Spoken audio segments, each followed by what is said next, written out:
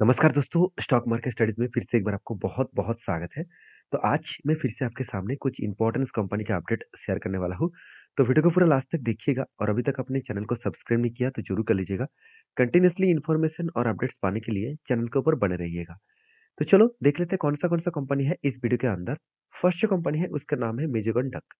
देखिए मेजेगन डक जो ship builders है, उसके बारे में चर्चा करूँ तो कंपनीज़ के ऊपर एक बात मैं ज़रूर कहूँगा, कंपनी जिस तरीके से परफ़ॉर्मेंस किया, जिस तरीके से धमाका रिटर्न दिया, क्योंकि कंपनी 600 1 साल की अगर डेटा दिखा दूँ, तो 1 साल के अंदर-अंदर 600 के प्राइस हो चुके हैं 2400 तक। तो एक अलग लेवल का जर्नी यहाँ पे देखने को मिला और इस तरीके से जर्नी एक ही कारण के हुआ, क्योंकि गवर्नमेंट इसको सपोर्ट दिया। गवर्नमेंट सपोर्ट दिया मतलब गवर्नमेंट बहुत तरीके से प्रोजेक्ट लेके आए और वो भी डिफेंस सेक्टर के ऊपर और उसका डायरेक्टली फ़ायदा मुझे गंडक को हुआ। क्योंकि गवर्नमेंट जितना डिफेंस सेक्टर के ऊपर काम करेंगे, जितना डिफेंस सेक्टर के ऊपर इन्वेस्ट करना चाहेंगे, उसका एक डायरेक्टली इम्पैक्ट ये सारे कंपनीज़ के ऊपर मिलेगा। क्योंकि यही कंपनी डिफेंस सेक्टर के ऊपर बहुत सारे प्रोडक्ट बनाकर डिलीवरी करते हैं। तो आप देख सकते हैं कंपनी के जो शिप बिल्डर्स का जो परफॉर्मेंस है, अभी परफॉर्मेंस बहुत शानदार देखने को मिले। आरओसी, आरओई दोनों ही बेस्ट तरीके से देखने को मिला। एनुअली जबरदस्त है, ज़ीरो डेप्थ है।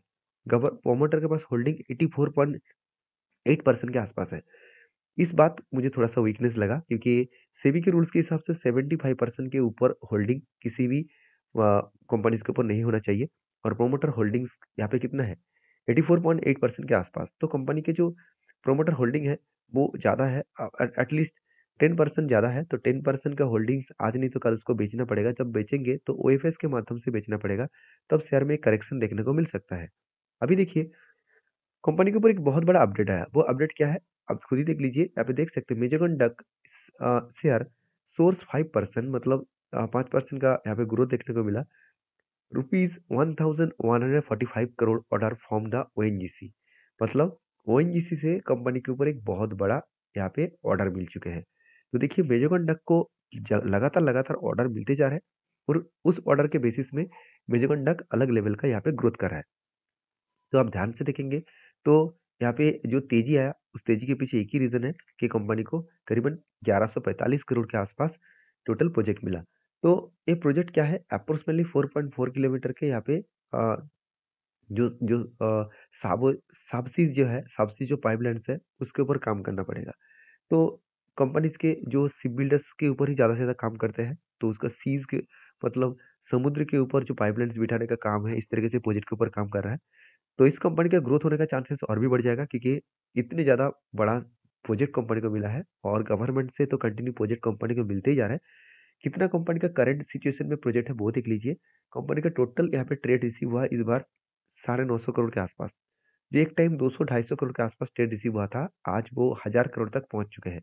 तो एक बेस्ट लेवल में कंपनी का क्या हुआ? ट्रेड रिसीव हुआ। ट्रेड अच्छा खासा रिसीव देखने को मिला।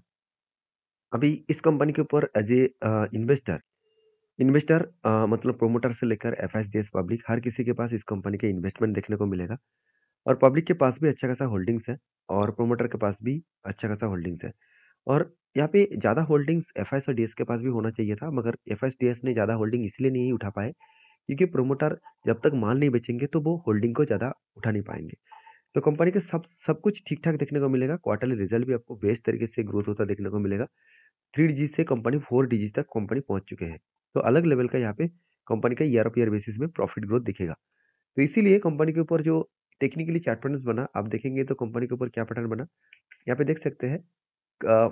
मतलब फ्लैग विथ पुल जैसे पैटर्न क्रिएट किया, तो जब भी फ्लैग विथ पुल जैसे पैटर्न क्रिएट करेगा, कभी ना कभी वो ब्रेकआउट करेगा, तो ब्रेकआउट किया, उसके बाद वही लेवल लेवल को रिटेस्ट किया और उसके बाद देखिए ऊपर गया। तो एक अलग लेवल का यहाँ पे स्टेबिलिटी यहाँ पे ग्रोथ देखने को मिला था। फिर भी देखिए नीचे आए और यहाँ पे एक हैमर जैसे कैंडल क्रिएट किया और जब भी कुछ इस लेवल में हैमर जैसे कैंडल क्रिएट करता है, तो एक हायर पॉसिबिलिटी है, उस लेवल से आगे बढ़ने का हायर चांसेस है। तो मैं ज़रूर कहूँगा इस लेवल को ज़रूर याद रखिए। कंपनी इस हायर लेवल को अगर ब्रेकआउट करे तो एक बड़ा अपॉर्च्युनिटी बन सकता है, क्योंकि यहाँ पे एक ट्रेड भी बन सकता है। जो ट्रेड बनेगा शोल्डर कम हेड कम शोल्डर बन सकते हैं। तो इस तरीके से पैटर्न क्रिएट होगा, तो मैं ज़रूर यहाँ पे एक टेल लूँगा। तो आपकी क्या राय है इस कंपनी के ऊपर ज़रूर कमेंट्स करके बताना। नेक्स्ट जो कंपनी है उसका नाम है आईआरएफसी। आईआरएफसी आप सभी जानते हैं इंडियन रेलवे गवर्नमेंट कंपनी है। तो देखिए इस टाइम में गवर्नमेंट कंपनी सबसे ज़्यादा तेज़ी से काम कर रहा है। कोई भी एक गवर्नमेंट कंपनी को पकड़ लीजिए, वो कंपनी आपको अच्छा खासा रिटर्न जनरेट करके दिया। किसी भी एक गवर्नमेंट कंपनी को, चाहे रेलवे रेलवे गवर्नमेंट कंपनी हो, चाहे वो रेलवे गवर्नमेंट कंपनी ना हो। तो पीएससी कंपनी एक लगातार-लगातार हाई ग्रोथेबल प्रॉफिटेबिलिटी दे रहा है। तो इसके पीछे रीज़न भी है क्योंकि गवर्नमेंट सारे गवर्नमेंट कंपनी को एक अलग लेवल का पुश करना चाहते हैं क्योंकि कहना यही है कि इतने सालों तक जो गवर्नमेंट था, वो गवर्नमेंट कंपनी को ठीक-ठाक से नहीं चलाया तो उसका हालत खराब हो गया। तो वही गवर्नमेंट कंपनी को आज जो करंट गवर्नमेंट है, वो इसको आगे बढ़ाने के लिए बहुत ज़्यादा एफर्ट भी दे रहा है, बहुत ज़्यादा उसके ऊपर काम भी कर रहा है। तो इंडियन रेलवे फाइनेंस कॉर्पोरेशन ये जो कंपनी है, इस कंपनी के ऊपर आपको फोकस होना चाहिए क्योंकि फाइनेंस इंडस्ट्रीज़ में ये भी एक लीडर कंपनी है और कंपनी कोई छोटा-मोटा कंपनी नहीं है। 1 लाख करोड़ के आसपास इसका मार्केट कैप है। तो इस कंपनी के ऊपर अभी फिलहाल के जो सिचुएशन है, आप देखेंगे तो कंपनी के आरओसी, आरओई में उतना ग्रोथ नहीं है, मगर आरओई में ग्रोथ है। आपको हमेशा फाइनेंस कंपनी के ऊपर आरओई देखना है, आरओसी देखना नहीं है। और स्टॉक का पी रेशियो 18 के आसपास है, इंडस्ट्रीज पी रेशियो 12 के आसपास है। एनुअली इनकम 6,300 करोड़ के आसपास है और प्रोमोटर के पास होल्डिंग सबसे ज़्यादा है। 86% यहाँ पे भी देखिए, अराउंड 10 से 11% तक यहाँ पे होल्डिंग प्रोमोटर के पास ज़्यादा है। तो प्रोमोटर को आज नहीं तो कल उसको बेचना पड़ेगा क्योंकि सेबी के रूल्स के हिसाब से 75% से ज़्यादा किसी भी कंपनीज़ के किसी भी व्यक्ति के पास नहीं होना चाहिए। तो अभी कंपनी के क्वार्टरली रिज़ल्ट के बारे में बात करूँ, तो सेल्स लगातार बढ़ता हुआ देखने को मिले और एक्सपेंस कंपनी कंट्रोल में रखे और कंपनी का नेट प्रॉफ़िट वो भी देखिए लगातार बढ़ता हुआ देखने को मिलेगा। तो एक ही बात कहूँगा इस कंपनी के ऊपर कि कंपनी के ऊपर जो ग्रोथ है, वो ग्रोथ कुछ ठीक-ठाक देखने को मिला है और उसी ग्रोथ के बेसिस में कंपनी अच्छा खासा रिटर्न भी जनरेट करके दिया। जैसे आप देखेंगे तो 1 साल में 146% के आसपास रिटर्न दिया।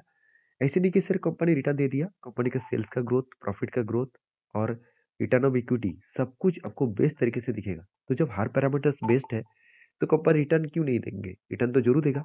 उसके साथ-साथ अगर मैं एज़ ए इन्वेस्टर के बारे में बात करूँ, तो बहुत सारे लोग मुझे ये क्वेश्चन किया, "सर कंपनी अच्छा है, तो इन्वेस्टर के एफआईएस और डीएस के पास होल्डिंग क्यों नहीं है?" देखिए पहली बात, एफआईएस और डीएस के पास होल्डिंग इसीलिए नहीं है क्योंकि प्रोमोटर के पास ज़्यादा होल्डिंग्स है, तो इसलिए वो माल ज़्यादा ऐड नहीं किया।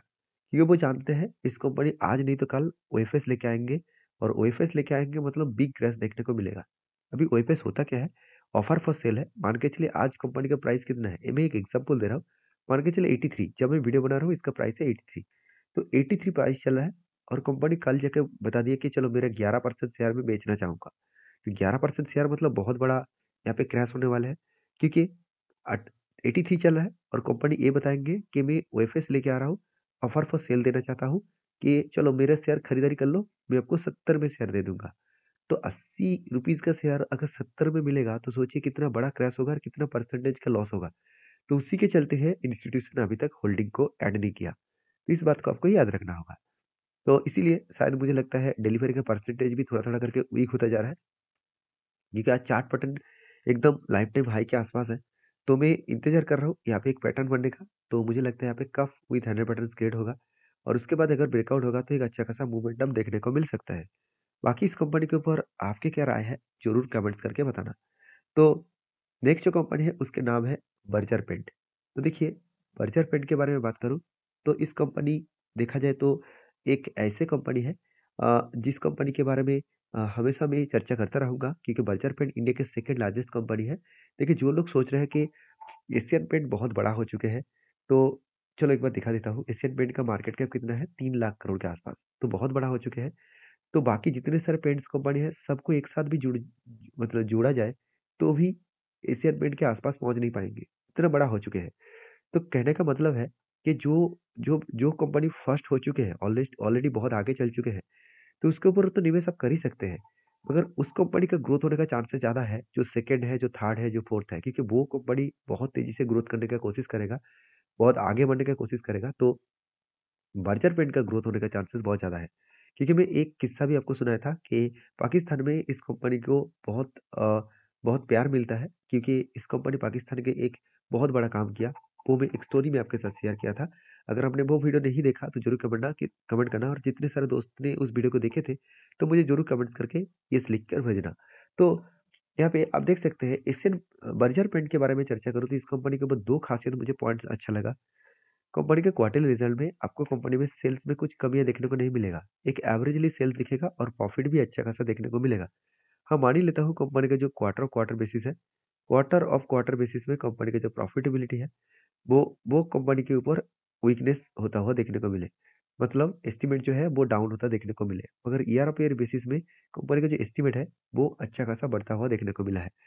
तो इसीलिए शायद मुझे लगता है एज़ ए इन्वेस्टर इस कंपनी के ऊपर थोड़ा-सा स्टेक बेचा। जैसे एफएस के पास 11% होल्डिंग था, उसको बेचकर 10% किया और उसका फ़ायदा ऑब्वियसली डीएस ने उठा लिया और पब्लिक के पास सेम टू सेम होल्डिंग है और प्रोमोटर के पास भी सेम टू सेम होल्डिंग है।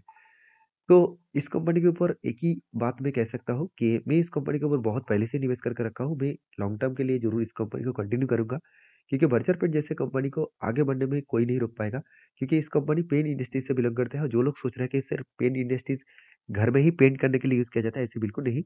गाड़ी पेंट के करने के लिए, कंस्ट्रक्शन पेंट करने के लिए, हर जगह पे जहाँ पे आप पेंट देख रहे हैं, उस पेंट को करने के लिए पेंट्स की ज़रूरत पड़ते हैं। तो इस कंपनी के जो डिलीवरी का परसेंटेज है, आप देखेंगे तो डिलीवरी का परसेंटेज 50 टू 57% के आसपास देखने को मिला।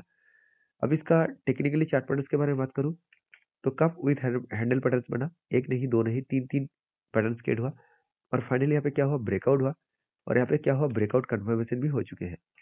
तो ब्रेकआउट कन्फर्मेशन होने के बाद यहाँ पे क्या हुआ, ऊपर गए, यहाँ से ऊपर गए और उसके बाद देखिए फिर से क्रैश हो चुके हैं और ये वही लेवल को टच किया कंपनी ने, जिस लेवल को कंपनी को टच करना चाहिए था। तो यहाँ पे रिवर्सल किया, अभी देखिए धीरे-धीरे करके यहाँ से फिर से रिवर्स करने का कोशिश कर रहा है। तो मैं तो बुलिश हूँ, मैं इस टारगेट को लेकर चलूँगा, इस लेवल तक टारगेट मेरा है और मैं इस टारगेट को लेकर चलूँगा और जो टारगेट बन रहा है 23% के आसपास। तो ये था कुछ कंपनीज़ का अपडेट। तो वीडियो को अंत करने से पहले एक ही बात कहूँगा कि इस वीडियो में आपको क्या सीखने को मिला, ज़रूर कमेंट्स करना, क्योंकि मेरे वीडियो हमेशा सिखाने के लिए है। मेरे वीडियो कोई भी टिप्स देने के लिए नहीं है। कोई भी अगर किसी कंपनीज़ के ऊपर काम करना है, तो आपके रिस्क के हिसाब से करिए, क्योंकि ये मेरे सारे खुद का एनालिसिस है, मेरे खुद के ओपिनियन है। तो मेरे ओपिनियन आपको अच्छा भी लग सकता है, गलत भी लग सकते हैं, तो वो मुझे कमेंट्स करके ज़रूर भेजिए और अगर आपको काम करना है, तो आपके रिस्क के हिसाब से ज़रूर करिए। हाँ, मैं एक चीज़ हमेशा बोलता हूँ और हमेशा बोलता रहूँगा कि किसी भी एक कंपनीज़ के ऊपर 5% से ज़्यादा निवेश मत करिएगा। तो ये था कुछ कंपनीज़ का अपडेट और सॉरी और एक कंपनी तो रह ही गया, जो कंपनी का अपडेट है टीएमओ प्रोडक्शन लिमिटेड। तो इस कंपनी से 99 करोड़ के आसपास है। एक छोटा-सा एक माइक्रो कैप टाइप कंपनी है। तो इस कंपनी के ऊपर निवेश करने से पहले एक बार नहीं 4-4 बार सोच लेना, क्योंकि जो लोग इस कंपनी के ऊपर सोच रहे हैं कि एक्स्ट्रा बेनिफिट मिला तो निवेश कर दूँगा, बिल्कुल मत करिएगा। सिर्फ मैं अपडेट देने के लिए इस कंपनी के बारे में चर्चा कर रहा हूँ। कंपनी का स्प्लिट ऑलमोस्ट कंपनी आज के दिन स्प्लिट देने का अनाउंसमेंट था और एक के बदले कंपनी आपको 10 शेयर स्प्लिट के हिसाब से देने वाला है। तो स्प्लिट ऑलमोस्ट कंपनी आपको दे चुके हैं। तो कितने सारे लोगों को स्प्लिट मिला ज़रूर कमेंट्स करना और मैं ज़रूर कहूँगा इस तरीके से कंपनी के ऊपर काम करने से पहले सारी चीज़ों को एक बार जाँच करना, उसके बाद काम करना। वीडियो में अगर जानकारी अच्छा मिले तो प्लीज़ एक लाइक करना, दोस्तों के साथ भी शेयर करना। मिलते हैं नेक्स्ट वीडियो में, तब तक के लिए धन्यवाद।